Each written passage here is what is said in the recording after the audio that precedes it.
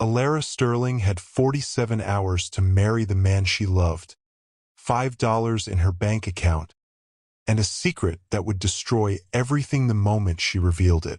She sat on a park bench in Chicago, watching Adrian Wolfe walk toward her with coffee from the cheap place they always went to, completely unaware that the struggling entrepreneur he'd fallen in love with was actually a billionaire heiress in disguise. The countdown timer on her phone blinked mercilessly. 47 hours, 23 minutes, and 16 seconds. In less than 2 days, she had to return to New York with a husband and proof she'd turned $100,000 into a viable business, or lose her father's $5 billion empire forever.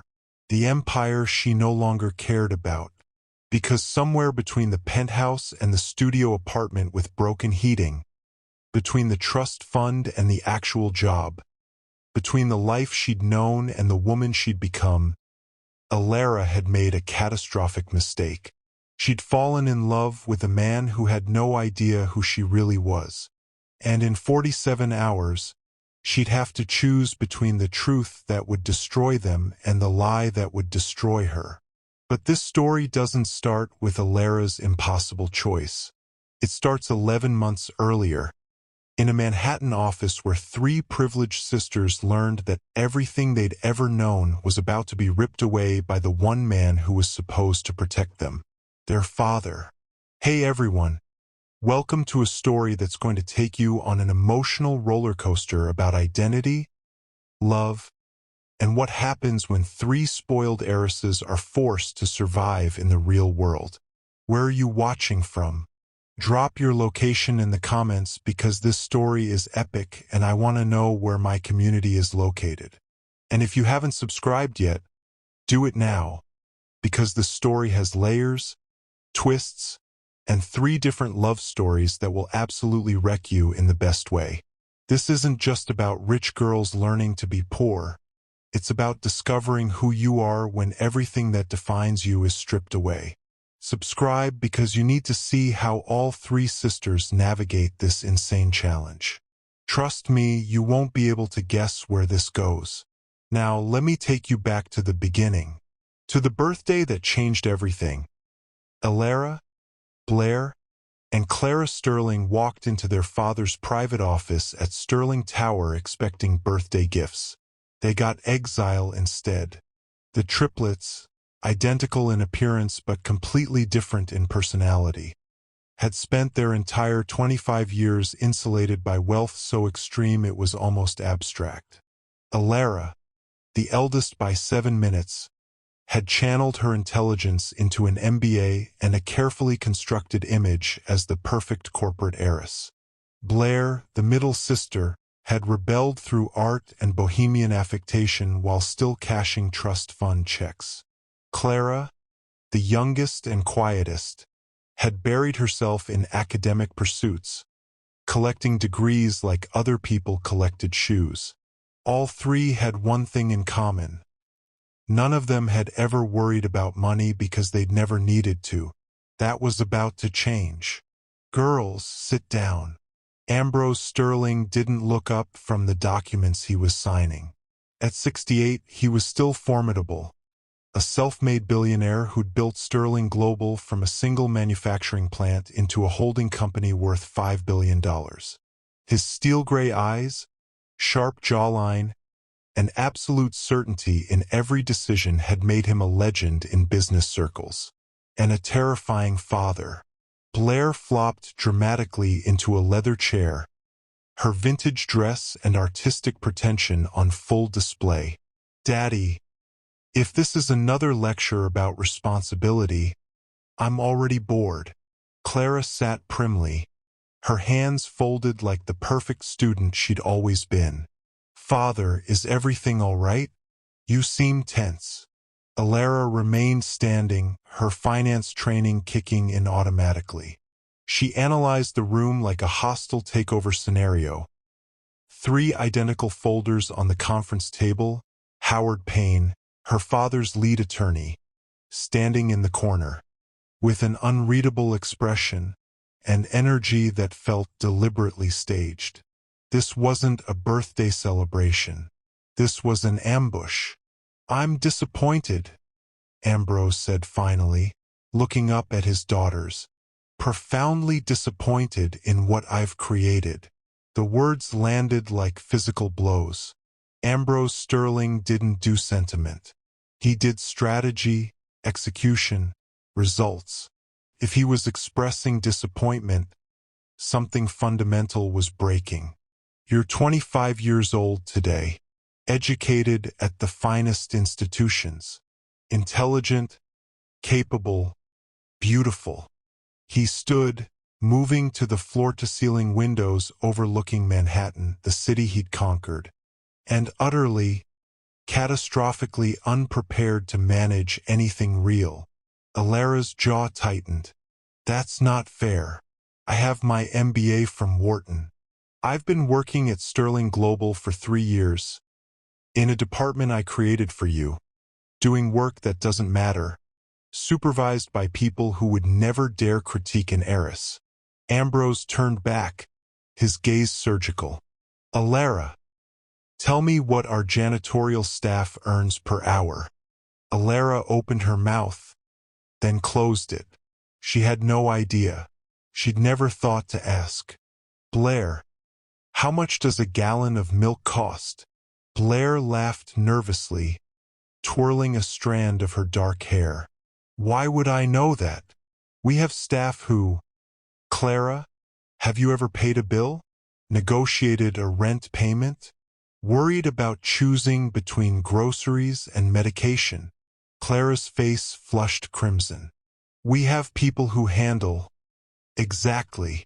Ambrose picked up the 3 folders, walked over, and handed one to each daughter with the precision of a judge delivering sentences. You have people. You have trust funds. You have a name that opens doors and credit cards that never decline. You have absolutely no concept of what real life costs because you've never had to live it. Alara opened her folder with shaking hands. Inside, a cashier's check for $100,000, a one-way plane ticket to Chicago, and a document titled The Sterling Trial, Terms and Conditions. Her blood ran cold. What is this? Blair demanded, her artistic pretension evaporating into genuine fear. Your birthday present, and your final examination. Ambrose returned to his desk, his expression carved from granite. Each of you is leaving New York tonight. Different cities, Chicago, Austin, Portland. You'll have $100,000 in seed capital. No access to your trust funds. No use of the Sterling name to open doors. Your credit cards, your penthouse apartments, your entire previous existence. Deactivated in 6 hours. This is insane, Alara said, her voice sharp despite the panic clawing at her chest. You're kicking us out? On our birthday. I'm giving you the opportunity to prove you deserve my legacy. Ambrose pulled up a presentation on the massive screen behind him. Graphs, timelines, evaluation criteria. He'd planned this like a corporate strategy. You have exactly 1 year. In that time, you must accomplish 2 objectives. He clicked to the next slide. First, grow your $100,000 into a profitable, self-sustaining business venture. My team will conduct blind audits quarterly. You must demonstrate genuine entrepreneurial capability, not just survival. Click. Next slide. Second, find a husband. Not a random stranger for a green card marriage, but someone you've genuinely convinced to marry you based on who you are as a person, not what you're worth financially. Blair shot to her feet, her face flushed with fury. A husband? Daddy, this is medieval. You can't seriously expect us to. I expect you to form genuine human connections outside the bubble of wealth that's insulated you from reality. Ambrose's voice was cold, final. The husband requirement isn't about marriage itself. It's about proving you can make someone value you for your character, your intelligence, your personality, not your portfolio. He clicked to the final slide. Winner takes all. In 12 months, you'll return to New York with your husband and your business plan. My legal team and I will evaluate all three of you based on growth, integrity, resourcefulness, and vision. The daughter who best demonstrates these qualities will inherit controlling interest in Sterling Global, 51% of company shares, CEO position, full decision-making authority. The room went absolutely silent except for Clara's quiet, shocked breathing. And the others? Clara whispered, her academic composure shattered. We'll receive $10 million each and positions as non-executive board members. Comfortable lives. But only one of you will lead my empire. Ambrose smiled, and it was the most ruthless expression Alara had ever seen on her father's face. Consider this motivation to take the challenge seriously. Alara stared at the check in her folder. $100,000. She'd spent more than that on a handbag last month. It was pocket change in her world. And apparently it was now her entire future. This is about Mother, isn't it? Alara said quietly, her analytical mind cutting through the shock to find the root cause. You think we're too soft because she died before she could toughen us up. Something cracked in Ambrose's expression. Pain quickly masked, but visible for a fraction of a second. Their mother, Catherine Sterling, had died in a car accident when the triplets were 15. A self-made woman who'd grown up in poverty, married a billionaire, and never forgotten where she came from. She'd fought constantly with Ambrose about how to raise their daughters, insisting they needed to understand struggle, not just privilege. She'd run out of time to prove her point. This is because I love you enough to prepare you for a world that won't always include me, Ambrose said, his voice softening just slightly. I'm 68 years old. I won't be here forever. And I've watched too many wealthy families destroy themselves in a single generation because the children never learned to build, only to spend. He picked up a framed photograph from his desk. Catherine, radiant and laughing at a charity event, before the accident. Your mother grew up with nothing. She built herself into someone extraordinary before she ever met me. I fell in love with her strength, her resilience, her absolute refusal to need anyone. His voice cracked almost imperceptibly. I want that for you, all three of you, the chance to discover who you are when the Sterling name and the trust fund are stripped away, to find partners who love you for you, to build something you're genuinely proud of, not something handed to you. The anger drained from Alara's face, replaced by something far more complicated. This wasn't random cruelty.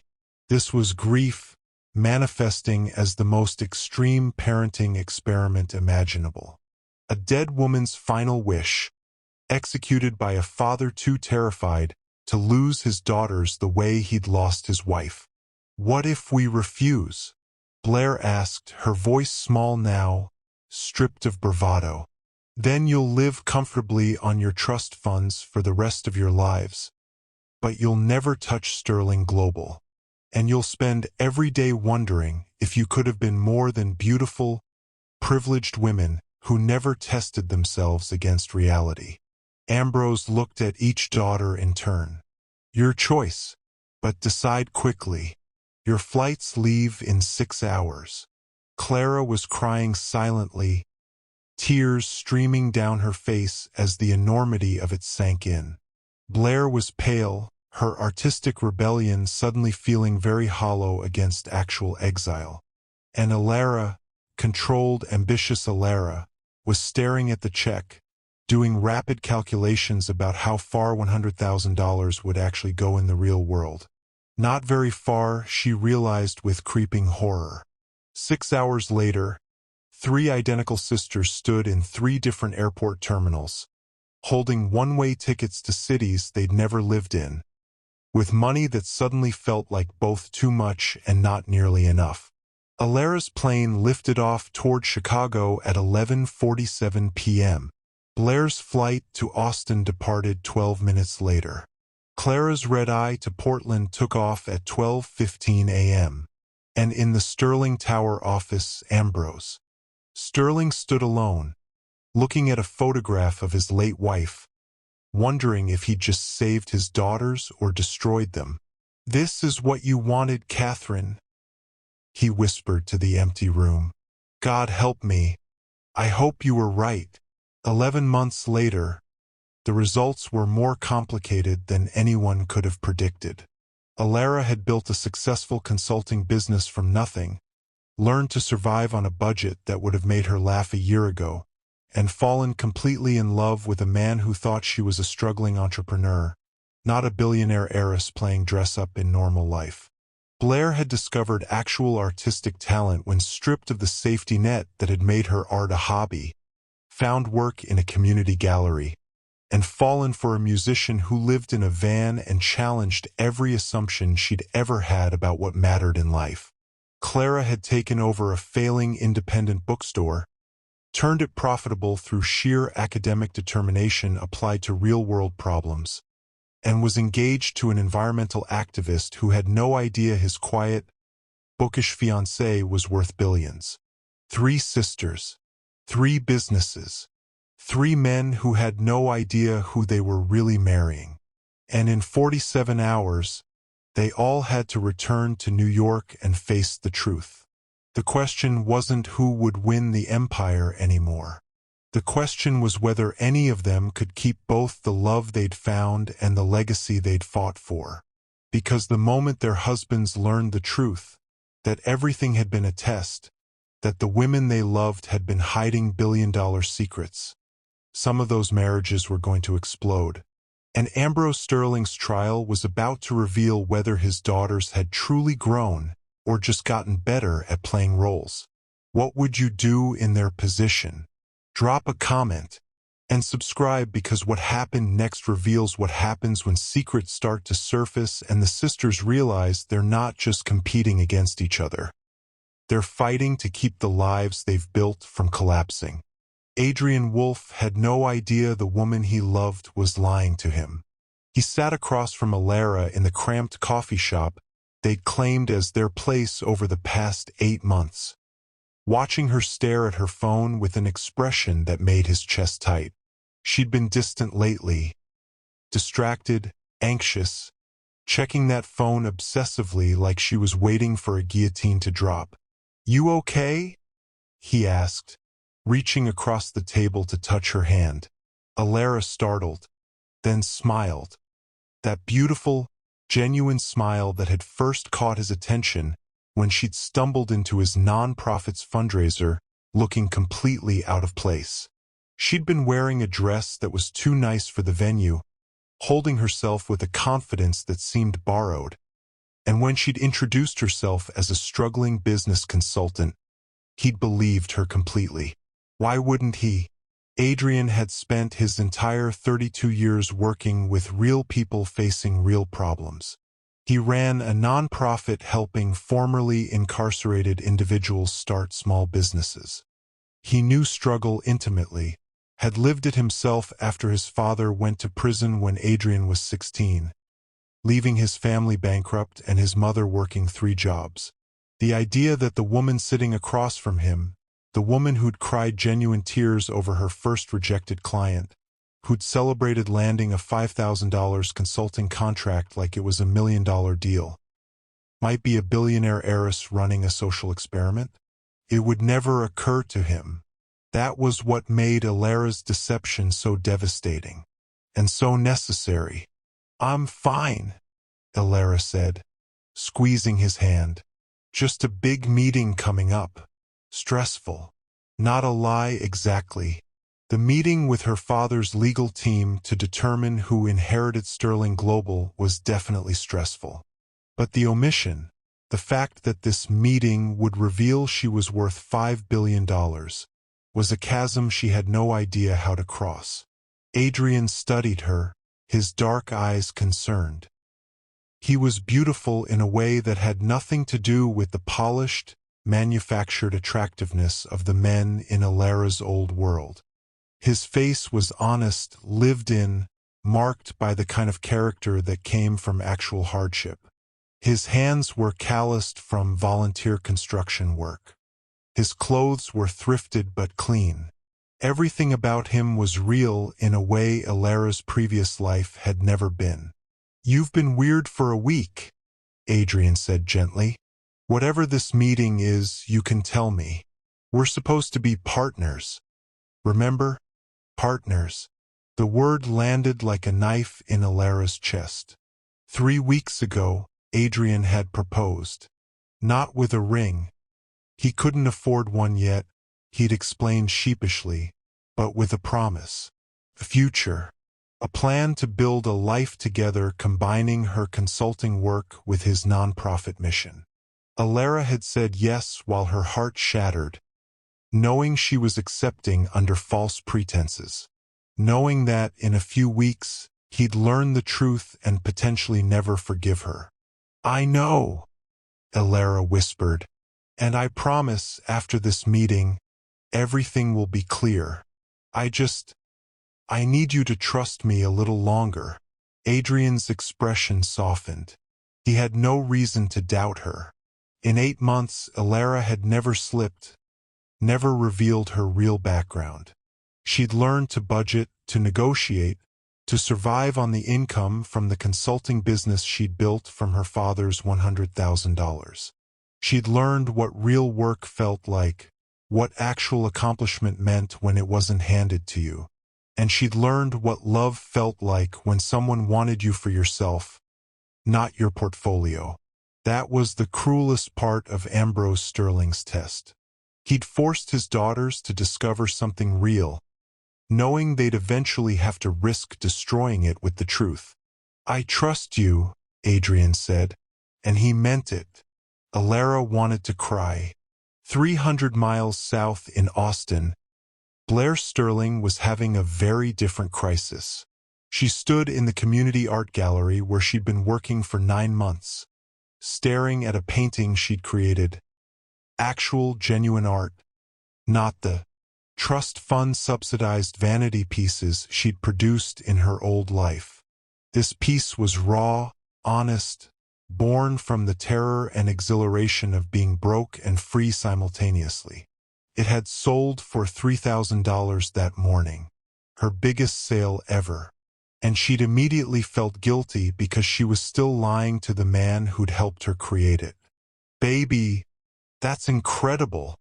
Micah Chun burst through the gallery door, his guitar case slung over his shoulder, his face alight with pride. "Jenny just told me. $3,000. That's huge." Micah, 29, musician, lived in a converted van, played coffee shops for tip money, and possessed a joy for life that Blair had never encountered in her world of manufactured sophistication. He'd taught her to see beauty in thrift stores, cheap tacos, and sunset jam sessions in public parks. He challenged her pretentious art school theories with lived experience and raw creativity. He'd made her real in a way she'd never been before. And he thought she was Blair Hayes, struggling artist trying to make it in Austin on savings from a corporate job she'd hated. Not Blair Sterling, billionaire heiress slumming it for daddy's approval. "It's good," Blair said carefully, fighting the emotion threatening to overwhelm her. "But Micah, we need to talk. There's something I haven't told you." "About the wedding." Micah grinned, pulling her close. "Babe, I know you're stressed about meeting your family, but they're going to love you. Well, love us. Together. The wedding. They were supposed to get married in New York in 2 days. A simple courthouse ceremony that would fulfill her father's requirement, and Blair had desperately hoped, transitioned smoothly into telling Micah the truth about who she really was. Except now, standing here with his arms around her, Blair realized how catastrophically that truth might detonate. Micah's entire identity was built on rejecting capitalism, materialism, corporate greed. He'd walked away from a lucrative software engineering career because he couldn't stomach making rich people richer. He'd chosen art and poverty over comfort and compromise. What would he do when he learned the woman he loved was the embodiment of everything he'd rejected? That she'd been testing him, in a way, to see if he'd love her without money? Blair had convinced herself it was different, that her feelings were real, that the person she'd become in Austin was her true self finally emerging. But Micah might not see it that way. He might see betrayal. Micah, Blair started, but her phone buzzed in her pocket. A message from her father's legal team. Final deadline, 48 hours.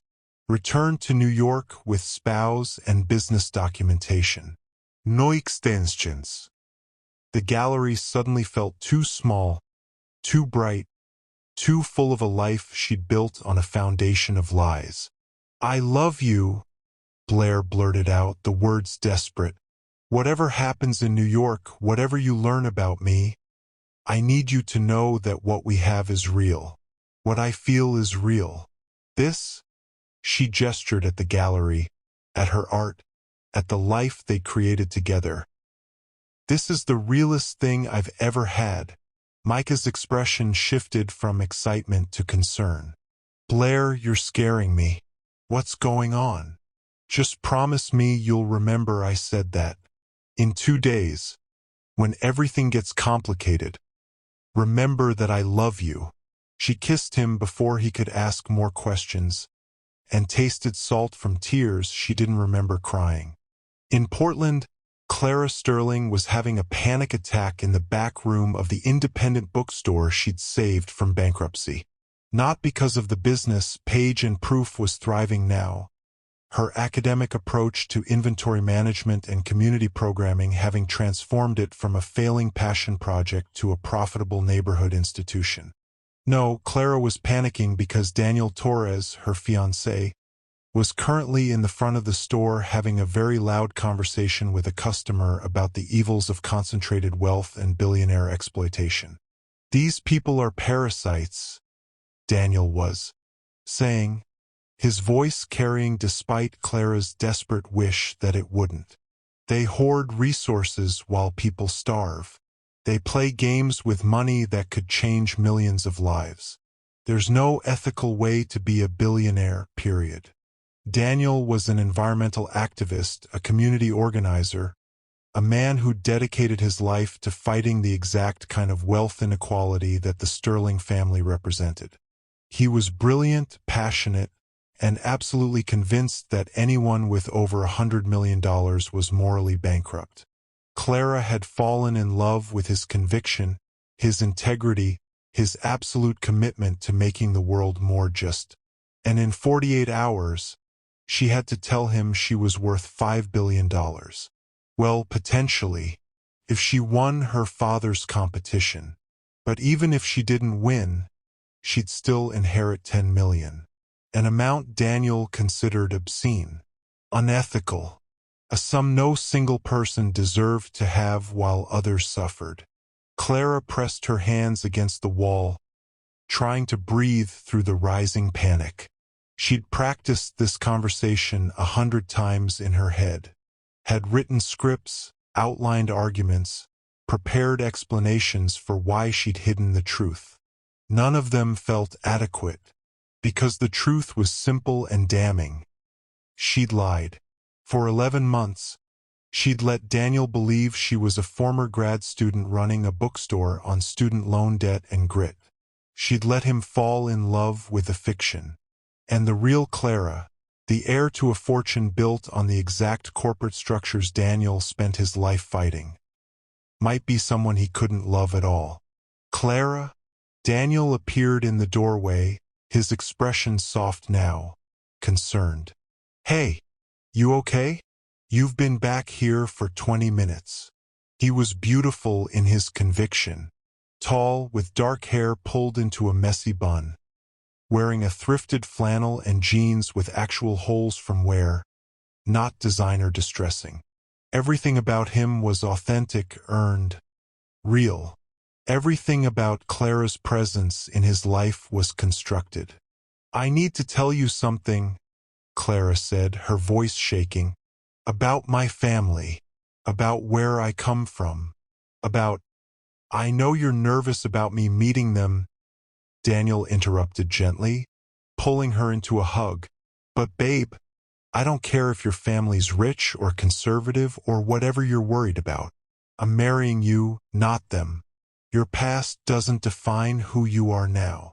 Clara almost laughed. He had no idea how wrong he was. Her phone buzzed. Same message as her sister's. 48 hours. 2 days until 3 wealthy women had to return to their father's empire with the men they loved and face the consequences of a year built on necessary lies.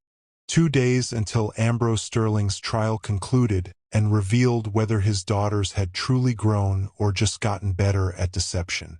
2 days until everything exploded. And in Sterling Tower in Manhattan, Ambrose Sterling reviewed his legal team's reports on all 3 daughters, allowing himself a small smile of satisfaction. They'd succeeded beyond his expectations. All 3 had built viable businesses. All 3 had found love, real love, based on character rather than wealth. All 3 were about to face the most painful part of the trial, discovering whether that love could survive the truth. Sir, Howard Payne said carefully, are you certain about the final requirement? When they learn what you've planned, they'll be furious, Ambrose agreed. But they'll also understand why it was necessary. Their mother would have approved. He looked at Catherine's photograph, wondering if she was watching, hoping she was proud. The trial wasn't over yet. In fact, the hardest part was just beginning. If you're hooked on this story, drop a comment telling me which sister's journey you're most invested in. And subscribe, because what happened next is where everything starts to unravel and the secrets can't stay hidden anymore. The first domino fell in Portland when Daniel Torres opened Clara's laptop to check his email and accidentally discovered a folder labeled Sterling Trial, Confidential. Clara was in the shower when it happened, humming nervously as she rehearsed the conversation she'd been planning for 48 hours. She had a whole speech prepared about transparency, love, and the person she'd become versus the person she was born to be. She never got to give it. When she emerged from the bathroom, Daniel was standing in the middle of their small apartment, her laptop open in his hands, his face absolutely white. What is this? His voice was barely controlled. What the fuck is this? Clara's stomach dropped. Daniel, let me explain. Sterling Global? Ambrose Sterling. He looked up at her with betrayal raw in his eyes. You're Clara Sterling? The Sterling? As in billionaire tech monopoly Sterling. I was going to tell you. When? Before or after we got married? Before or after I introduced you to every activist and organizer I know as my bookstore owner fiancé. He was shaking now, anger and hurt warring in his expression. I've spent 2 years organizing protests against your father's union-busting practices. His company is everything I fight against. I'm not my father.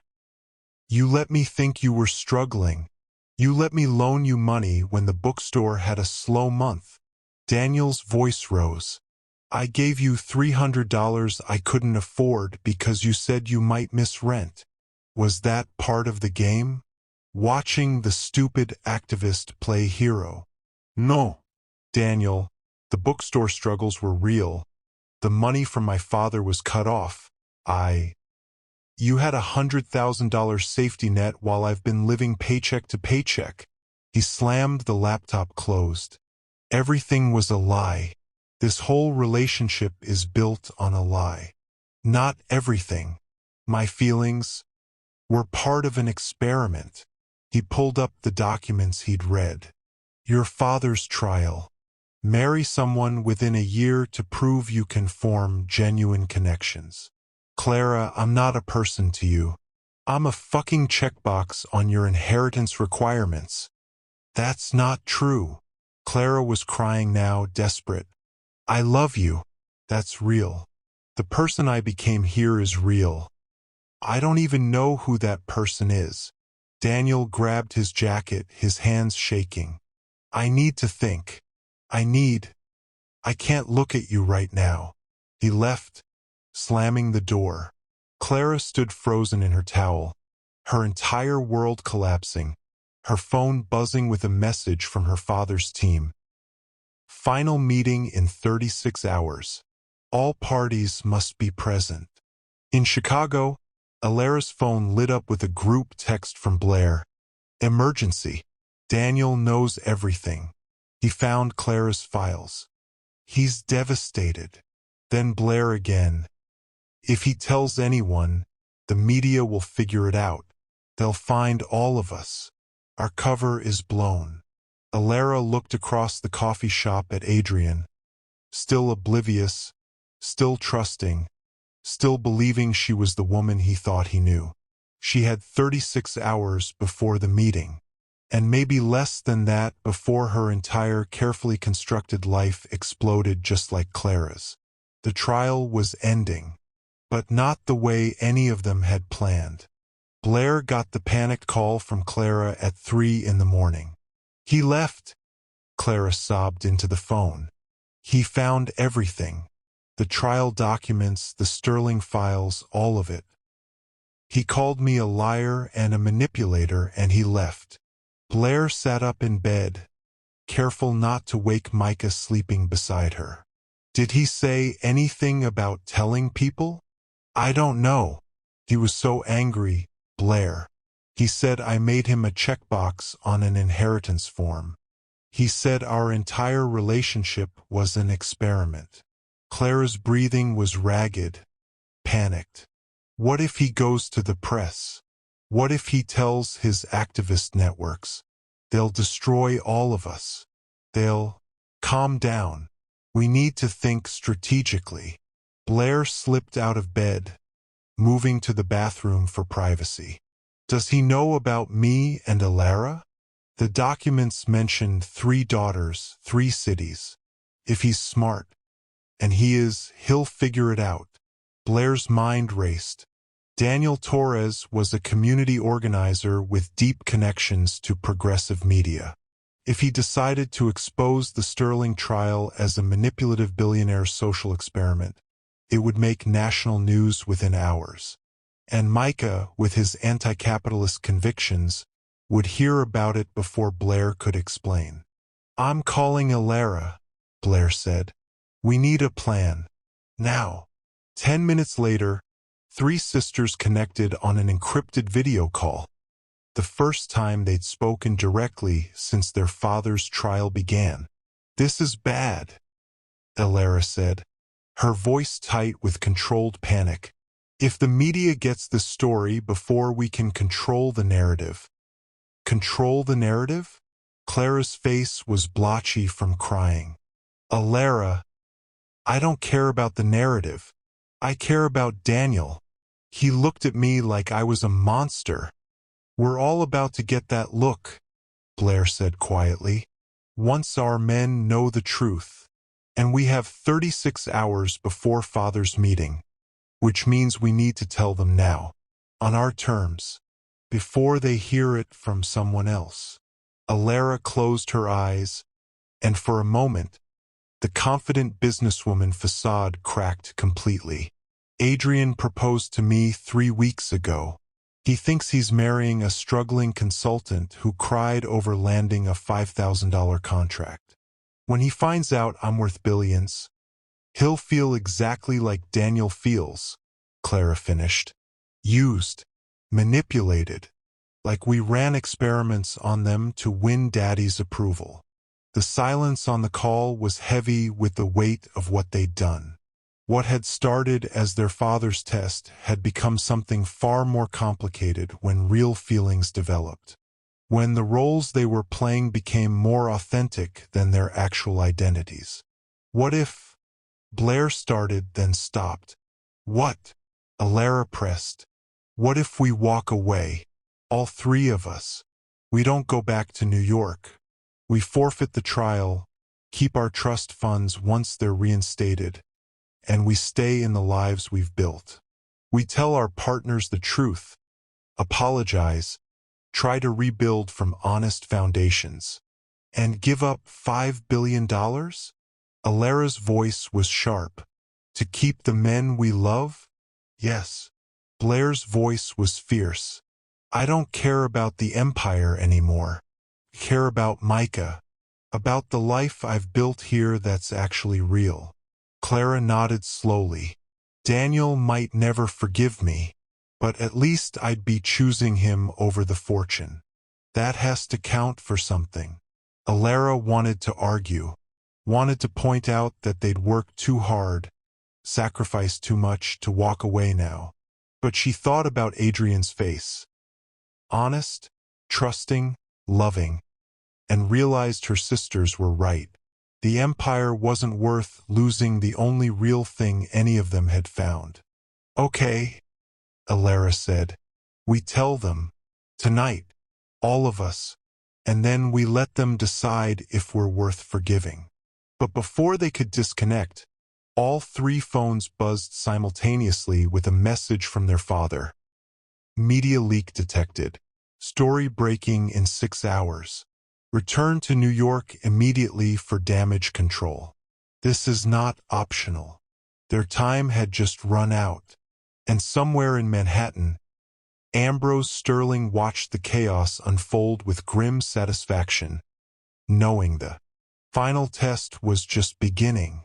Are you on the edge of your seat? Drop a like if you're desperate to know what happens when these secrets explode. And subscribe now because next. Adrian was waiting in Alara's apartment when she rushed back from the emergency call with her sisters. He shouldn't have had a key yet. They'd only been together 8 months. But he'd insisted on being able to check on her when she worked late, and she'd given it to him because that's what people in love did. Now she wished she hadn't. Adrian, I can explain. Alara started, but stopped when she saw his face.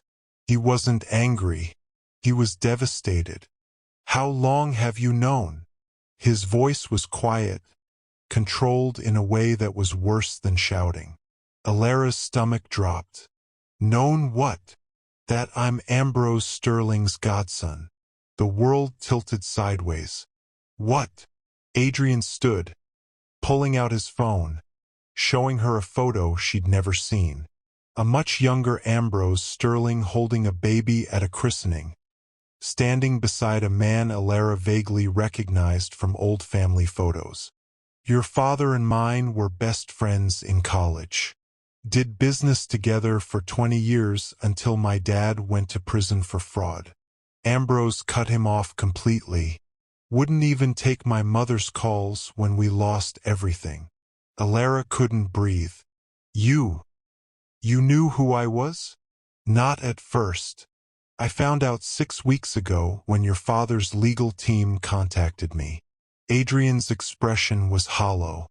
They offered me $200,000 to propose to you, to make sure you had a husband to bring back for the trial. They said it was insurance, in case you failed to find someone on your own. The betrayal hit like a physical blow. You took the money? I told them to go to hell.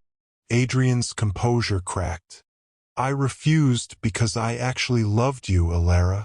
I thought what we had was real. Then tonight, I get a call from that same legal team telling me the media's about to expose the whole trial, and I needed to coordinate my story with you before the press conference tomorrow. He laughed bitterly. That's when I realized none of this was real.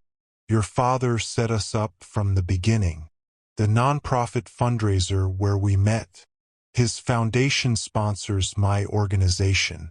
He made sure I'd be there. Made sure you'd show up looking vulnerable and out of place. No. Alara was shaking. Adrian, my feelings were real. I didn't know. Didn't you? Or did you just not care? He stepped toward her, pain and anger warring in his expression. Your father manipulated both of us, Alara. He used my history with his family, used my nonprofit, used my genuine feelings for you to make sure you'd succeed in his sick experiment. And you let it happen. Alara's phone rang. Her father. She answered on speaker, her hands trembling. What did you do? Ambrose's voice was calm, measured. What was necessary? All three of your relationships were carefully orchestrated from the start. Daniel Torres received a grant from Sterling Foundation to expand his activism, on the condition he attend events where Clara would be present. Micah Chen's band was booked for gallery shows Blair would attend. And Adrian, well, you understand now. You arranged all of it? Alara could barely speak. The men we fell in love with were selected for compatibility and tested for genuine character. I needed to know you could form real connections, but I also needed to control the variables. This was never about random chance, Alara. This was about whether you could become women worth loving when the right men were placed in your path. Blair's voice came through Alara's other phone on speaker. She'd connected to the same call. You used them. You used all of them. I gave them opportunities they wouldn't have had otherwise. Funding, exposure, resources. And in exchange, they met my daughters at their most authentic. Everyone benefited. Except now they all know they were pawns. Clara's voice, broken and furious. Daniel left me, Father. He's gone. Then you failed to make the connection strong enough to survive truth, Ambrose said coldly. That's what this final phase tests. Whether the love you built can withstand the revelation that it began with orchestration. Real love should survive. Anything, including the knowledge that I helped create the meeting. He paused. The press conference is tomorrow at 10 a.m. All three of you, all three partners. We announce the trial, explain the purpose, and reveal my choice for successor. The men can choose to stay or leave. If they leave, you've failed the final test. The call disconnected. Alara looked at Adrian, saw the devastation in his eyes, and understood. Her father's trial was never about survival or business acumen or finding love organically. It was about whether they could hold on to that love when they learned it had been manufactured from the start. And judging by Adrian's expression, by Daniel's earlier departure, by the text from Blair saying Micah had just stormed out after getting a call from the legal team, they were all failing. By midnight, all three men were gone. Adrian had left Alara's apartment without another word, his silence more devastating than any accusation. Micah had sent Blair a single text, "Don't contact me. I need to figure out what was real and what was your father's social experiment." And Daniel hadn't responded to any of Clara's 17 calls, his phone going straight to voicemail. The sisters sat in separate cities, connected only by their phones, experiencing the same crushing isolation. "I can't go to that press conference," Clara said, her voice hoarse from crying. "I can't stand in front of cameras and pretend this was a success when Daniel won't even speak to me." "We don't have a choice," Alara said flatly. "Father's legal team made it clear. We show up with our partners or we forfeit everything, the trial, the inheritance, even our trust funds. He'll claim we violated the terms by deception." "We did violate them by deception," Blair shouted. "We lied to these men for almost a year. And then we find out father was lying to us by setting up the whole thing? This entire trial is poison, and I'm done. So you're just giving up? Alara's voice was sharp. Walking away from $5 billion because your feelings got hurt? My feelings. Blair's laugh was bitter. Alara, I love Micah. Actually love him. And he just found out that our entire relationship started because Daddy paid his band to play shows where I'd be. How is he supposed to trust anything I say now? That's not our fault. We didn't know Father was orchestrating the meetings. But we knew we were lying about who we were. Clara cut in. We knew we were hiding the truth while these men fell in love with versions of us that weren't complete. Father manipulated the setup, but we manipulated the relationships. We're not innocent here. Silence fell over the call. Alara wanted to argue, but she couldn't. Clara was right. They'd all made choices to deceive, to hide, to let good men fall in love with incomplete truths. The press conference is in 10 hours, Alara said quietly. If we show up without them, we look like failures who couldn't even complete Father's basic requirements. If we show up with them, we're forcing them into a public spectacle they never agreed to. And if we don't show up at all, we lose everything, Blair finished. The empire, the trust funds, probably our father's respect. He'll cut us off completely for defying him. Clara made a small, broken sound. I don't care about the empire anymore. I just want Daniel back. I want to rewind to yesterday when he still looked at me like I was someone worth loving. We can't rewind, Alara said, but her voice cracked. We can only face tomorrow and hope. Her phone buzzed.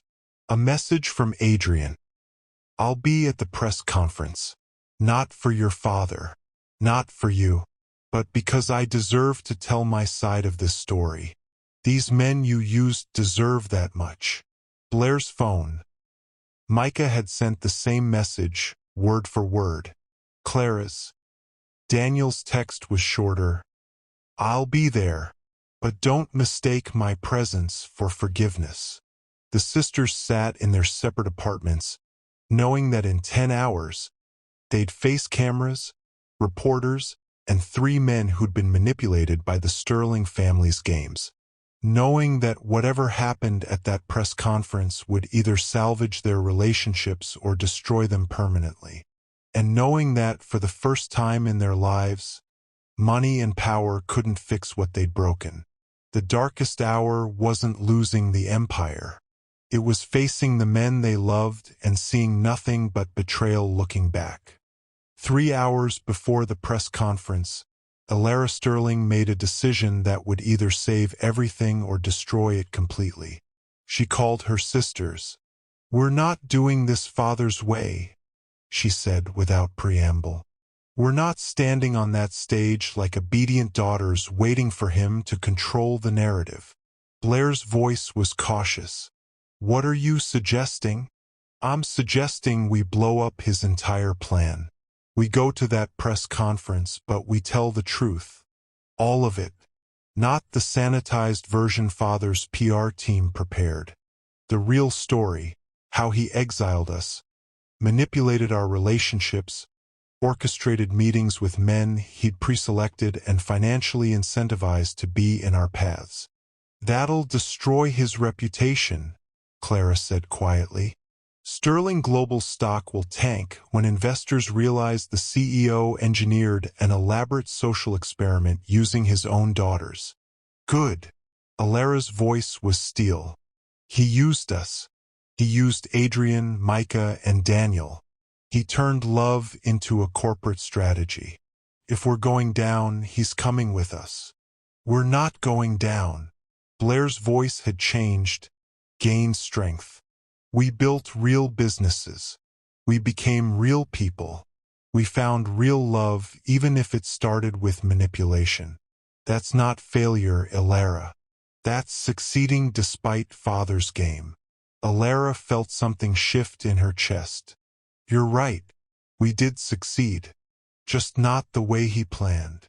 So what do we do? Clara asked. Walk in there and declare war on our own father? We walk in there and take control of our own story, Alara said. Together. No more competing against each other for his approval. We present as a united front and let the men hear directly from us. Not father's legal team, not his PR spin.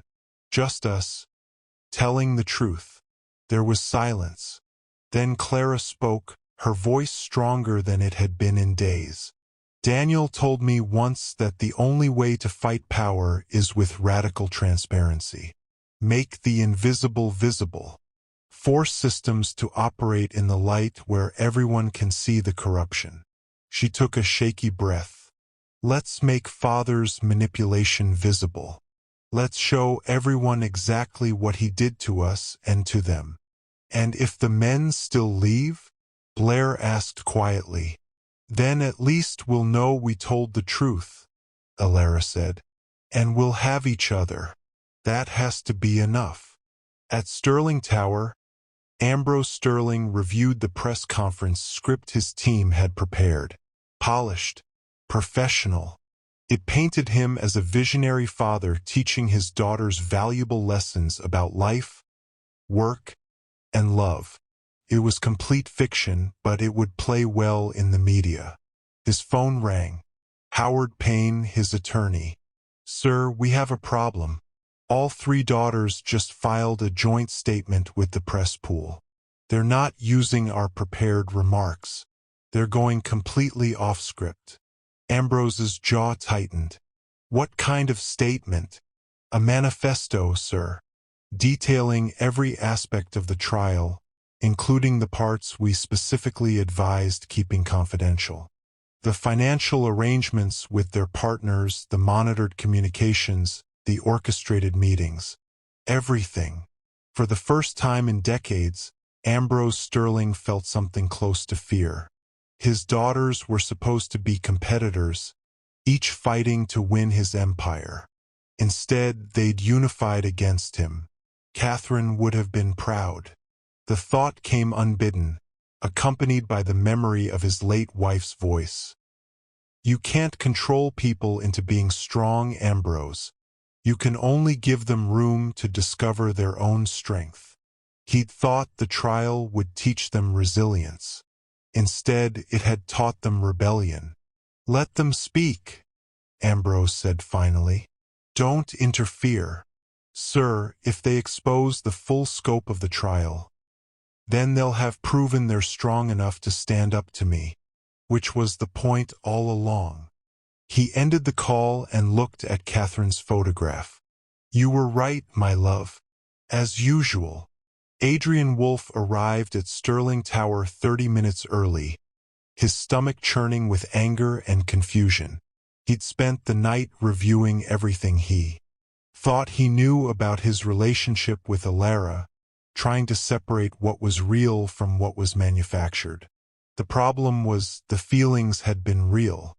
His love for her had been genuine, even if the circumstances that brought them together had been engineered. That was what made it so devastating. In the lobby, he found Micah Chun and Daniel Torres waiting, both looking as wrecked as Adrian felt. You're Adrian, Daniel said. It wasn't a question. Chicago nonprofit, right? Formerly incarcerated employment programs. Portland activism, Adrian replied, recognizing Daniel from news articles. And you're Austin musician, he said to Micah. Micah nodded grimly.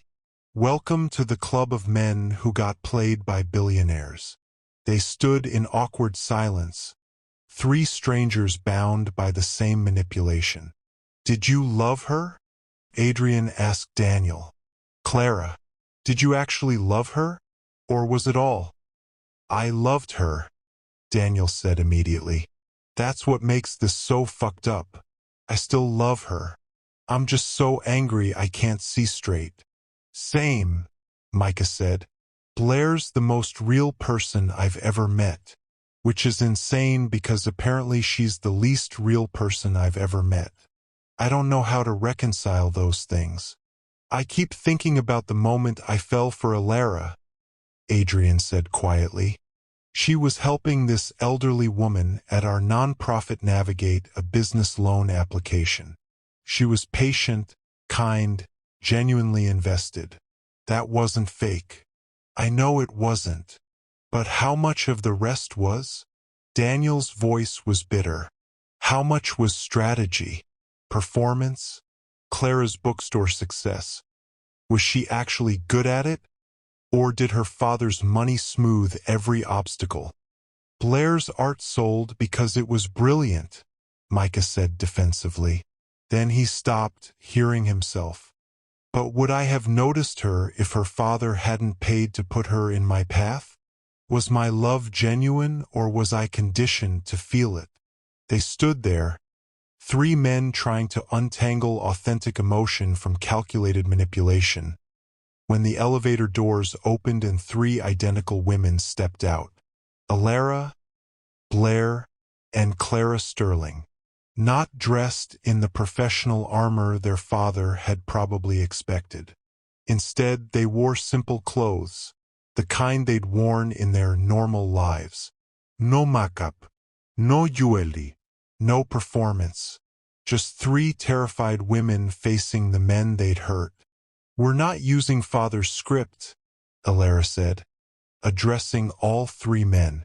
We're telling the truth, all of it, on camera, in front of everyone. You deserve that. And after, Adrian asked, his voice carefully neutral. After you decide, stay or go, forgive us or don't. But you'll make that choice based on truth, not manipulation. Alara's voice cracked. We can't undo the lies. We can only stop lying from this moment forward. Clara stepped toward Daniel. I love you. That was never manipulation. I'm so sorry for everything else. But please believe that was real. I want to, Daniel said, and the pain in his voice was palpable. I'm just not sure I can trust anything anymore. Then watch us, Blair said, addressing all three men. Watch what we do in that press conference. Watch us choose truth over our father's empire. Maybe that'll help you decide what was real and what wasn't. The press conference room was filling up. Reporters, cameras, investors, board members. Ambrose Sterling sat at the center table, waiting. Alara looked at her sisters, then at the men they loved, and made a choice. Let's burn it all down, she said. Together. They walked into the conference room as a united front, three sisters and three men, and prepared to tell a story that would destroy a billionaire's carefully constructed image and expose a manipulation so elaborate it had fooled everyone, including themselves. The turning point wasn't winning the empire. It was choosing honesty over inheritance. And whatever happened next, they'd face it with the truth. If you're invested in this story, smash that like button and subscribe now, because next is the explosive press conference where everything comes out and you'll find out if love can survive this level of betrayal. The press conference room fell silent as Alara Sterling stepped to the microphone, ignoring her father's prepared remarks entirely. My name is Alara Sterling, and for the past 11 months, I've been living a lie. Beside her, Blair and Clara stood shoulder to shoulder. Behind them, Adrian, Micah, and Daniel formed an unexpected wall of support. Not for the sisters, but for the truth about to be revealed. Ambrose Sterling's face remained carefully neutral, but Alara saw his hand tighten on the armrest. He hadn't expected this. My father announced today that he was revealing the winner of what he calls the Sterling trial, a test to determine which daughter would inherit his $5 billion empire. Alara's voice was steady, clear. What he didn't plan to reveal is how that trial was rigged from the start. Cameras flashed. Reporters leaned forward. We were each given $100,000 and sent to different cities with instructions to build businesses and find husbands within 1 year. We were told this would test our resourcefulness and judgment. Alara gestured to the men behind her. What we didn't know was that our father had pre-selected these men, financially incentivized their presence in our lives, and orchestrated our chance meetings. The room erupted. Reporters shouted questions. Ambrose's PR team looked panicked. Blair stepped forward.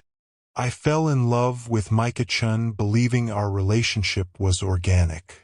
I didn't know my father's foundation had booked his band for every gallery show I attended, that he'd received grants conditional on being in specific places at specific times. Clara's voice shook but held firm.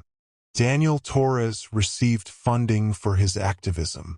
Adrian Wolf's nonprofit was sponsored by Sterling Foundation.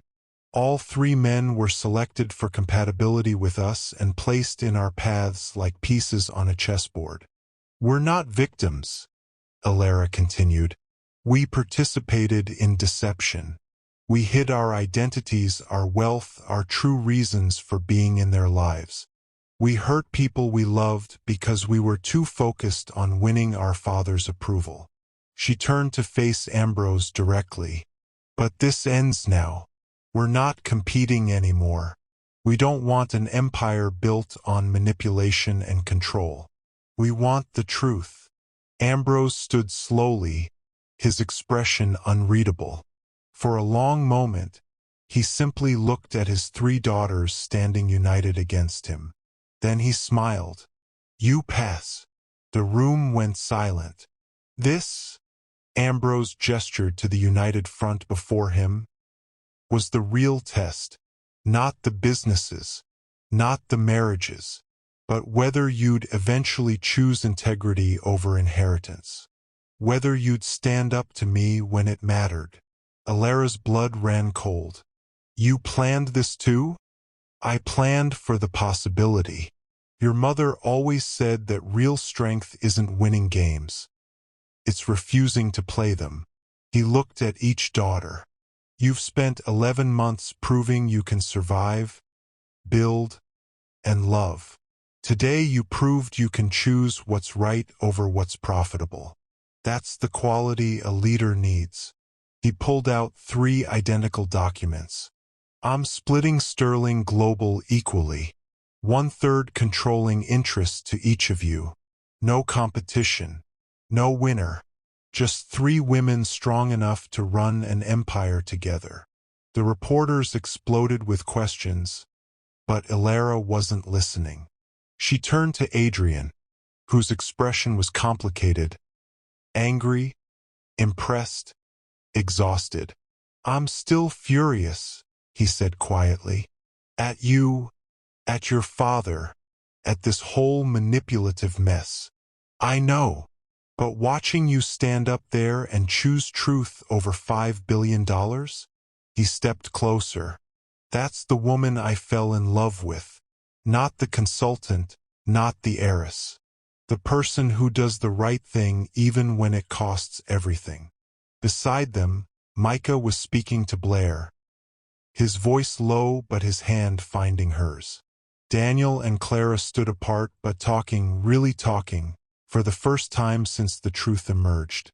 I don't know if we can fix this, Adrian said, but I want to try, if you're willing to keep choosing honesty. Always, Alara promised. No more games, no more lies, just us. Ambrose watched his daughters reconcile with the men who challenged them, changed them, loved them despite everything. Catherine, he whispered to his late wife's memory. I think they're ready. The trial was over, but the real work, building trust, healing wounds, learning to lead together, was just beginning. 1 year after the press conference that changed everything, 3 sisters stood together at the ribbon-cutting ceremony, for the Sterling Foundation's new headquarters. Not their father's foundation. Theirs. Alara, Blair, and Clara had restructured Sterling Global entirely. Equal partners, collaborative leadership, and a mission that honored their mother's legacy of giving back. The businesses they built during the trial became the Foundation's pilot programs. Alara's consulting helped women entrepreneurs, Blair's gallery showcased emerging artists, and Clara's bookstore model was franchised to underserved communities. "Mom would be proud," Clara said quietly, touching the plaque dedicating the building to Catherine Sterling. Beside them, their partners watched with pride that had been hard-earned through months of therapy, honest conversations, and rebuilt trust. Adrian and Alara had married 6 months ago. A simple ceremony, no manipulation, just love. Micah and Blair were engaged, planning a wedding that would honor both their artistic souls.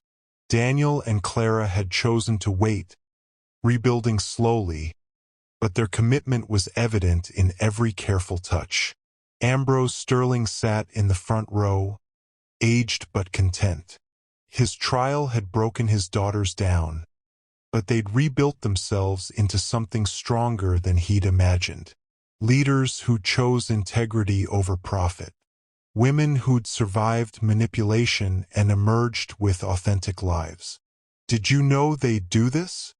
Howard Payne asked him. "Turn your empire into something good?" "I hoped," Ambrose said, watching his daughters address the crowd with confidence and grace. But they exceeded every expectation. As the ceremony ended, the 3 sisters linked arms, their partners beside them, facing a future they'd built on truth instead of games. They'd lost nothing that mattered, and gained everything worth having. If this story touched your heart, we need you in this community. Hit subscribe to join a family that believes in second chances, radical honesty, and love that survives even the worst manipulation. Smash that like button if you believe these sisters earned their happiness. And comment telling me which sister's journey resonated most with you. Your engagement keeps these stories coming. Welcome to the family.